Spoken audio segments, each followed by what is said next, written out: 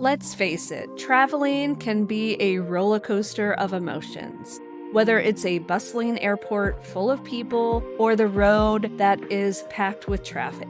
In today's episode, I'm going to be unpacking the game-changing tips to help you enjoy your vacation from start to finish. The key to a stress-free vacation starts with preparation, and it engages in the concept of mindset. So making sure that you are packed with the tools that are going to support you on your trip from the beginning, the middle, and the end. Join me as we uncover the mindfulness techniques, uncover the hidden gems of finding calm and peace in the process, and discover how to turn your travels into a transformative experience. This episode is inspired by my own personal journey. I never realized how much chaos I would feel when traveling. And a lot of the times I would set a plan in motion, I would do the preparation, and then things don't go according to plan. Or I just didn't realize that my emotional regulation needed to be at the forefront in the process of these trips. I had some really scary experiences the last few years where I could tell that my stress levels were at its peak and my body was telling me it couldn't handle it anymore. And I don't want other people to have the same experience. So I'm going to tell you the tips and tricks I've packed along the way to help me be more present with myself and my family and whoever I'm traveling with. So whether you're a frequent flyer or a weekend wanderer, it's time for you to uncover the hidden gems amongst the chaos. Get ready to unlock the stress-free travel and embark on your next adventure with confidence. Let's dive in. The first place we want to start, of course, is planning ahead. This is where we want to get an idea of the destination, what we're looking for in a trip. Is it going to be with other people, family, friends? Are we going on a solo trip? Begin by researching your destination, what the accommodations could look like, and even learning about the culture of the area that you're going to, the travel that is necessary to get around, so that you avoid any last-minute hassles with these specifications. Also, once you have your destination in mind, it's important to start a checklist of the things that you're going to need on this trip. Are you staying in a hotel? Are you staying in Airbnb and it would be nice to get the necessary items from a local store? One thing that has changed the game for me when I travel with my children is that I've made a checklist. I've laminated it so that we can use a marker to wipe it off. And we sit down and we talk about what items we need, how many, and then they take their checklist and they go pack for themselves. My children right now at this time of recording are 5 and my daughter's about to turn 8. This is something that I'm teaching them, that it is their responsibility to pack for themselves, double check their list, and make sure that everything they need on this trip will be packed for. The list I've created can go with any type of trip. There's places that we can fill in for any extra items that a certain trip may need. This has helped take the planning preparation part and allowed my kids to be involved in the action, and it's setting them up for success for their future so that they know how to pack for themselves when they go on a trip. And of course, I double check their list and make sure all the things they need are in there. But as we have progressed in this progress, they are getting really good at this because we are practicing this muscle of preparing for their own trips. Number 2, pack smart and light. I found a lot of the times I get overwhelmed when I am overwhelmed with stuff around me. So I'm making sure that I am only bringing the things that I truly need. I used to be one of those people, pack just in case, and a lot of times it's just harder to find and things get lost. This is where we opt for versatile clothing and consider a capsule closet when packing. Another aspect that I love doing is that I have a specific toiletry bag that is usually packed to go at the drop of a dime. Now, every few months, I will have to refill items and make sure that I have the specific things in mind. But this toiletry bag is always packed and it fits easily and nicely into my bag. I also do the same thing for the children, making sure that the items they need are in travel size. I like to keep things compact when we're traveling. You will never catch me packing a full-size product unless for some reason I'm going on a really long trip. When packing, every ounce counts. Another aspect is considering in a lightweight, durable luggage. I made this mistake when I went to Switzerland. I opted for a bag that we already had. While it's a very well-known brand, it is definitely not the most lightweight piece of luggage that I had, and we were dragging our luggage across a whole country. And so that's something that I regret. I have upgraded at least my carry-on since then, and I hope in the next few months that I can add more versatile lightweight luggage for our future travels. Another thing, I was gifted a really amazing bag called a bento bag, and it's been super helpful because it does fit underneath the seat in front of me. If I'm on an airplane, I can pack clothing, I can pack my electronics, and it's just been a very versatile bag that supports me in a lot of my travels, whether I'm going on a plane or I'm going in a car. So I am so lucky and I am so thankful that I won this beautiful bag that has been so helpful in my travels. Number 3 is my love language, and it's about staying organized. If your bags and the things that you're taking with you feel like chaos, you will also feel like chaos. It's a reflection of your internal world. So try and find a system that's going to help you stay organized through the process of traveling. So think of things like important documentation, whether you need passports, itineraries, and make sure they're in an accessible location so that you're not searching for things last minute, then leading you to feel like your things are out of reach. You also need to make sure that these important documents are in a secure location as well. We want to make sure your purse isn't flopping open and that you have these things secured so they're not going to fall out, because nothing's worse than losing something while you're on a trip. Another aspect of staying organized is I love packing cubes. I will put my undergarments in one. I will make sure that my children's clothes are in their own packing cubes.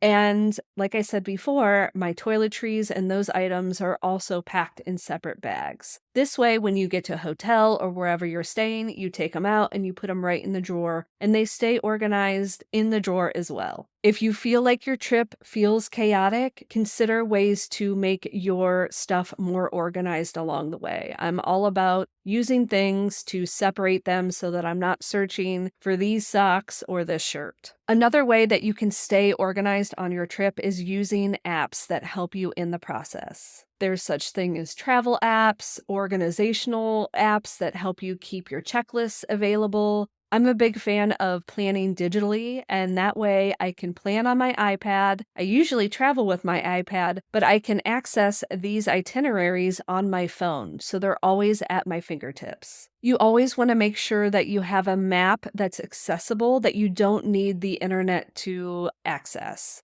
So whether you take a screenshot, whether you print it out on paper, making sure that when things go awry, you can still be able to go where you need to go, contact the companies that you're not left SOL. You can use a notebook and travel with that and write down all your itinerary ideas. And making sure that someone else in your party also has access to these in case your phone dies while in the midst of traveling. Number 4 is practicing mindfulness. This has been something that I've had to implement in our strategy for traveling, because there was a trip that ultimately my nervous system, my body started to overwhelm. I started to get really sick and I wasn't sure what to do. And I realized that my cortisol levels probably spiked in the process because I was so worried about things falling into place. I am really good about mindfulness in my day-to-day activities, and I was forgetting to incorporate when I travel, and my stress cannot handle it. So I make sure that I have a few moments before we get on the road to be able to center myself. Or even when we get to the airport, I take a few minutes by myself, do some breathing, meditation, whatever it is to help calm my nervous system, because I'm usually overwhelmed when it comes to travel. So if you have specific breath work or visualizations, meditations, make sure you save them to your phone so that you can access them easily. It's in the times where we're overwhelmed and we don't know what to do that these are the times that we need it the most. I do have an episode coming out in the next few weeks about how to calm the emotional regulation between a parent and a child. And I think this is going to be a beautiful thing that I'm going to have accessible when I'm traveling to help me and my children. So stay tuned for that. One of the aspects when I was traveling was I couldn't stay in the present moment. I would be overwhelmed of what would be happening in the future, or I would be thinking about how we could have done something differently that caused the emotional uprising. These tools that I'm implementing in my travel have allowed me to stay present in the moment. Because one of the things that I used to do was while we were traveling, I would start to talk to my husband about the next trip or the next thing. With his Taurus Earth energy, he grounds me in the present moment, and it's all about the journey getting there. It's about the moments in the airport. It's about the road trip and the views that you see along the way. It is not about getting to the destination, because if all you're worried about is getting to the destination, you will be overwhelmed. You will not be able to enjoy the moments, because the journey is usually where those special moments lie in. It's about that random gas station or seeing a quirky couple in the airport. Those are the memories that usually come forth. So how can we stay present in the moment? Other activities that promote mindfulness are journaling, being able to take a walk and focusing on your steps. Think about what tools you have with you and be able to utilize what you have instead of wishing you could be somewhere else. Yes, I'm sure in a nice quiet forest you can meditate. You don't have that opportunity while you're in an airport. So how can you find that mindfulness, being able to come back to yourself in a way that you feel safe and supported in the process? You have to use the tools that you have at your fingertips. Number 5 has been my biggest life lesson, and that is staying flexible. When we realize that there will be unforeseen circumstances in our travel and we can adopt this flexible mindset, it will allow us to be supported in the process. This is maybe where we need to have a backup plan for transportation, accommodations, and activities. We can never guess what the weather is or these things that come at us last minute. And so if we can approach these challenges with a positive attitude and adapt accordingly, this will benefit us in any situation. I've actually found that when things don't work out as planned, they end up being even better than expected. So sometimes if we can look at it and say, oh, this isn't going as planned, what is better in store for us? Or seeing a lesson in the process, it can help support us to not get set in our ways with a certain vision of what it should look like and being more adaptable in the process. And I'm not going to lie, one of my husband's strongest strengths is being adaptable. So this isn't something that I've learned along the way on my own. It's him showing me on how to be adaptable. So sometimes it's finding the network of people to teach us something that we don't really know how to do on our own. Staying hydrated and nourished is super important while we're traveling. Nothing's worse than feeling depleted or that our body isn't being cared for in the process.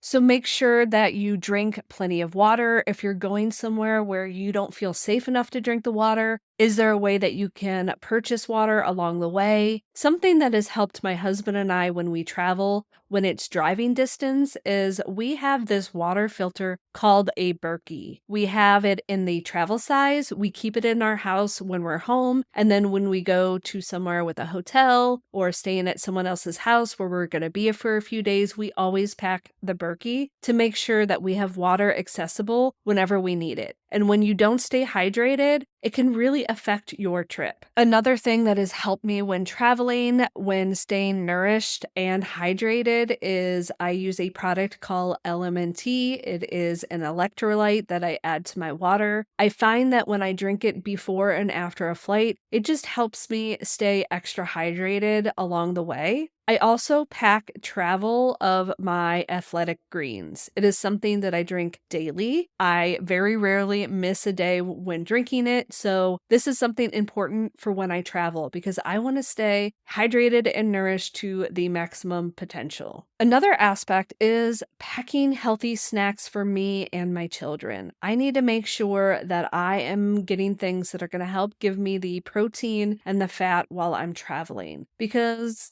it's so easy to go grab a burger and fries, but when we consume that along a whole trip, it's going to bog us down and affect our energy. So, if we're in a car, we usually do pack a cooler of maybe some cheese, some yogurt, cucumbers, things that we can eat along the way, maybe some sort of fruit like strawberries or apples. When traveling on an airplane, it is not as easy, but I do go through and pick things that my children and that I will be able to eat and snack along the way so we're not eating fast food on our whole trip. Consider any sort of dietary restrictions when traveling, and think about that when you are making reservations for restaurants or you're just outside of your comfort zone because you usually have access to your regular food at your house. And when traveling, it's not as easy. So think about this ahead of time when planning. Number 7 is super important, and that is taking breaks and allowing rest throughout your trip. We eventually want to take our kids to Disney World, and a lot of people are like, get the 5-day pass and just pack it all in. My family and I, that is not our jam. We need rest. I don't want me or my children having an emotional meltdown because we are overwhelmed by the people, the sounds, all of it around us. That is overwhelming to us. So, building breaks and rest throughout the day is super important because energetically, no one is their best self when they are overwhelmed by the environment around them. Anytime we travel, I make sure that there is some restful moments for me and my family because the overstimulation is usually what allows for these meltdowns to come in as an adult or even a child. I can't tell you how many times I've seen an adult lose their mind on a trip because they're overwhelmed. And I think something that has come along the way is honoring when our bodies are telling us we can't push through. We need to make sure that we sit and we nourish ourselves in the process. It can just be a short break to stretch or sit, take some deep breaths, have a visualization, whatever allows you to rejuvenate yourself and your energy. It's important to incorporate that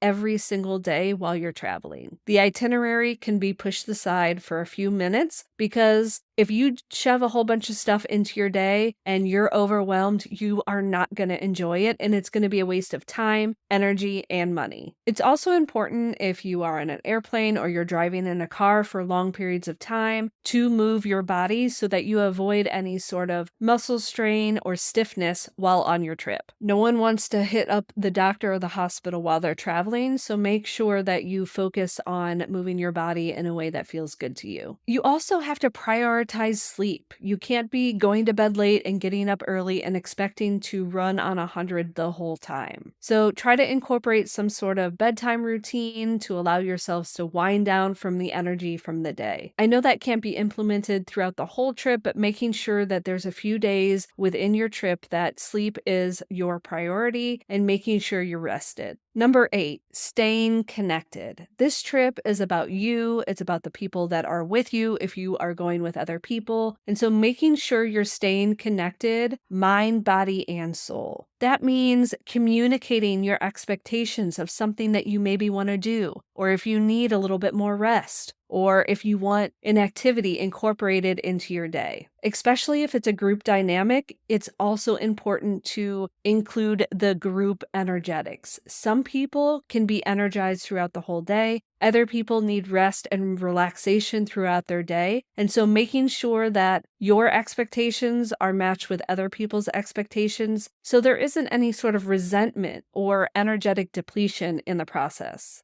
This also means communicating your whereabouts for your itinerary. Say a group of people want to go here and another group wants to go there. If something changes, it's making sure that you are communicating when things change so people aren't left in the worry or wonder about your whereabouts. This also keeps everybody safe in the process. Another aspect is making sure you have the right technology to be able to communicate with each other. I know some people, if they go on a cruise, they bring walkie-talkies since not everybody uses their phone while traveling. And it's making sure that if you're doing an event or an activity where phones need to be turned off, communicating that with the people who may not be able to get a hold of you. Something else that we do when we travel with our kids, especially in a busy, crowded area, is looking for a meeting spot if someone gets lost, so that if we can't communicate with each other, we can come back and meet at a central location. This something might not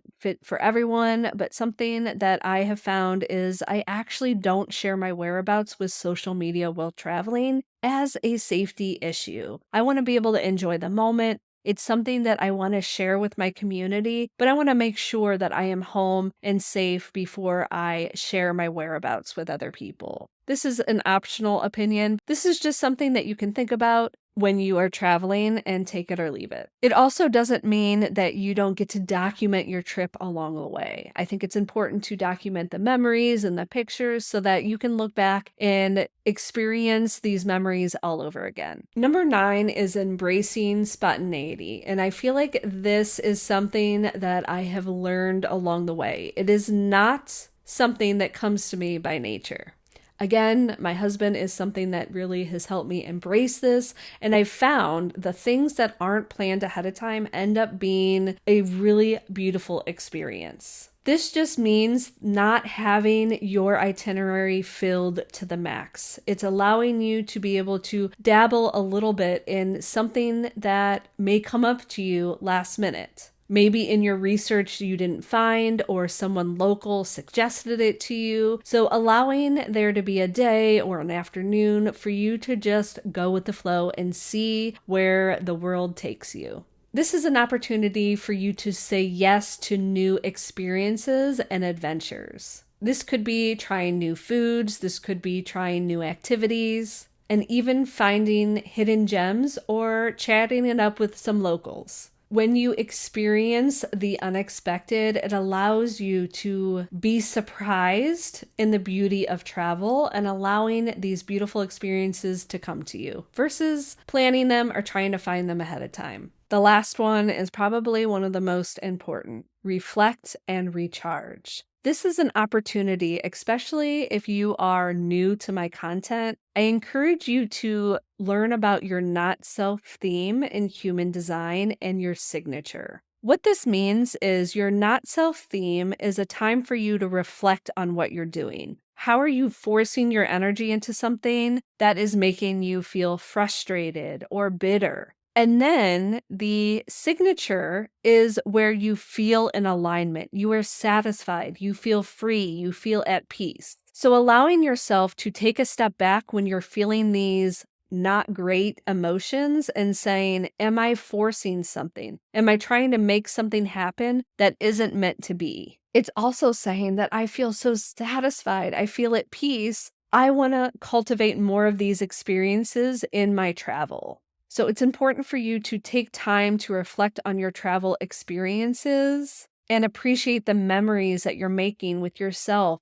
your family, your friends, whoever you're traveling with. It's also super important to practice gratitude while you're in the experience. The privilege of being able to travel and have these experiences, a lot of people don't get. And so making sure that you are grateful in the process for the opportunity that you have in your travels. And lastly, making sure that you are incorporating self-care throughout your whole trip. This could be meditation, relaxation massages, a leisurely walk. Anything that's going to help you rejuvenate your mind, body, and soul is super important in the fact of nourishing yourself in the process of this trip. You want to make sure that you are left rejuvenated after a trip, even if it's to Disney World, because so many people come back from a trip feeling like they need a vacation from their vacation. But I bet if you implement these strategies into your next vacation, you are going to see the difference in how you felt before you left on that trip versus after. Care for yourself in the process, and you will feel fully fulfilled in your travels. I want you to tell me in the comments which practice you are going to implement first when you travel. I want you to make a checklist and make sure you're touching all these points when you plan your next trip so that you feel fully rejuvenated no matter what type of trip that you go on. I just want to say how much I appreciate you being here. Make sure that you're subscribing and sharing my content with a friend because those are the moments that I truly appreciate among my community.